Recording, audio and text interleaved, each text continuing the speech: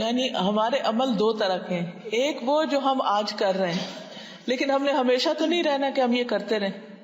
تو کچھ ایسے کام کر جائیں اپنی زندگی میں کہ آپ دنیا سے چلے بھی جائیں تو کوئی اور آپ کو ثواب نہیں پہنچا رہا، تو آپ کا اپنا کام کنٹینیو کرے. آپ کا بزنس جو آپ اللہ سے شروع کرے وہ بعد میں بھی جاری رہے.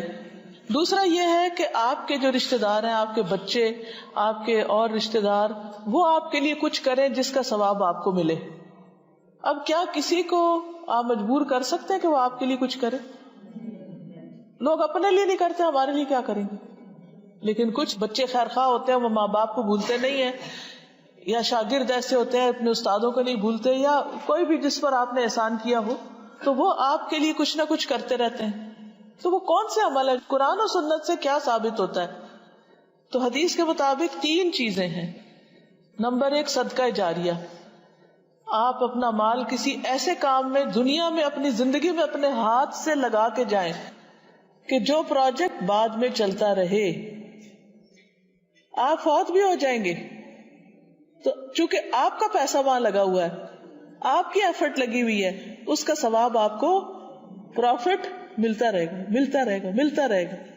تو وہ کیا کیا ہے جو ثابت ہے، من گھڑت نہیں ہے، قرآن و سنت سے ثابت ہے. ٹھیک ہے.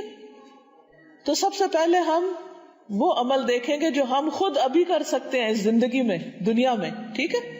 تو اس سے صدقہ جاریہ کے کام کون سے پتہ چل رہے ہیں؟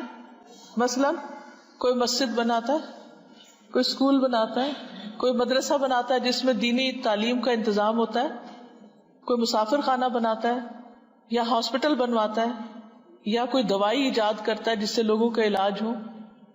کوئی کینسر کی دوا بنائی کسی نے، یا ہیپیٹائٹس کی، یا کسی بھی چیز کی، اور نیت اللہ کی رضا ہو، دکھاوا نہ ہو، مال کمانا نہ ہو. یا پانی پلانے کا انتظام، جیسے واٹر کولر وغیرہ لگوا دینا، یا کنواں کھدوا دینا جہاں پانی نہیں ہوتا ایسے ایریاز میں. یا درخت لگوانا، اس کے پھل، اب وہ پھل آتے جائیں گے، جو بھی کوئی کھاتا جائے گا اس کا ثواب چاہے چڑیا پرندہ ہی کیوں نہ کھائے، وہ بھی لگانے والے کو ملتا رہے گا. یہ کام اپنی زندگی میں آپ اپنے ہاتھ سے کر سکتے ہیں. اور حدیث سے کیا پتہ چلتا ہے؟ اللہ کی راہ میں کسی خیمے کا سایہ مہیا کرنا، کوئی چھت مہیا کرنا. مثلا اللہ کی راہ میں کیا ہے کہ جہاں اللہ کی بات ہو، اللہ کے دین کی خدمت ہو. مثلا آپ کوئی دینی مدرسہ بناتے ہیں، کوئی چیز تعمیر کرتے ہیں، تو آپ نے وہ چھت کیوں بنائی، کیوں بلڈنگ لی؟ تاکہ وہاں اللہ کا دین سیکھا جائے. مثال کے طور پر اس وقت جو آپ یہاں بیٹھے ہیں، تو آپ کا کیا خیال ہے، یہ فری میں ملا ہوا ہے سب کچھ؟ ہم اس وقت جو ہیٹنگ استعمال کر رہے ہیں، یا یہ چھت ہے ہمارے اوپر، یا بارش ہوتی ہے یا برف پڑتی ہے تو ہمارے اوپر نہیں آتی، تو تبھی ہم یہاں اکٹھے ہو کے بیٹھتے ہیں نا. تو جس کا اس میں پیسہ لگا ہوا ہے، ان سب کے لیے نہ صرف زندگی میں بلکہ بعد میں بھی جتنے لوگ فیض اٹھا کے جا رہے ہیں ان کے لیے صدقہ جاریہ بنے گا. یا آپ کسی مسجد میں جاتے ہیں اور وہ کہتے ہیں یہاں مسجد تعمیر ہو رہی، تو آپ 5 پاؤنڈ وہاں ڈال آتے ہیں مثلا، حالانکہ آپ نہیں جانتے ان کو، کس لیے ڈال دیتے ہیں، چلو میرا بھی حصہ پڑ جائے. کہیں اور جاتے ہیں تو کوئی ہاسپٹل بننے کا پتہ چلتا ہے، وہاں بھی کچھ ڈال دیتے ہیں، چلو اس میں بھی میرا حصہ پڑ جائے. تو یہ ساری چیزیں کیا ہیں؟ یا کسی ایسے علاقے میں درخت لگوا دیتے ہیں جہاں درخت نہیں ہے آلریڈی، کسی بھی ملک میں ان درختوں کے لگانے کے پیسہ دے دیتے ہیں، سب صدقہ جاریہ. اور یہاں کیا ہے؟ اللہ کے راستے میں کوئی خادم ہبہ کرنا، یعنی کسی ٹیچر کی سیلری دے دینا.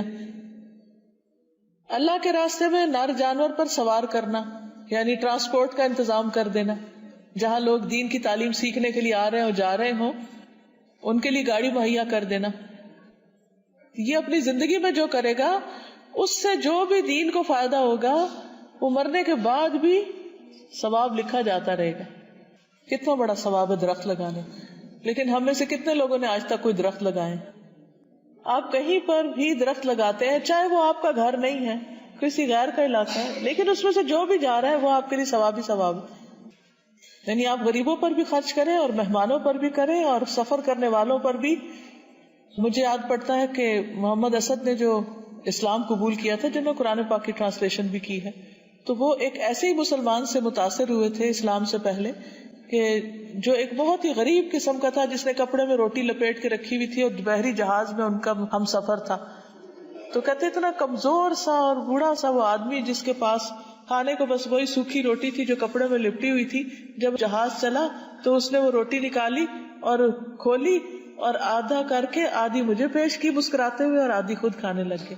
کہتے یہ بات میرے دل میں اتر گئی. تو جب آپ سفر اکٹھے کر رہے تو جو آپ کے ہم سفر، یہ نہیں صرف فیملی، کوئی اور بھی ساتھ بیٹھا ہوا ان کو بھی کچھ آفر کریں. یا کبھی آپ کو فی سبیل اللہ مہمان دیکھنے پڑ جائے تو ان پر خرچ بھی خوشی سے کریں، کیونکہ وہ اللہ کے راستے میں نکلے. یہ نہ کہیں کہ یہ ہمارے اوپر کیا بوجھ پڑ گیا.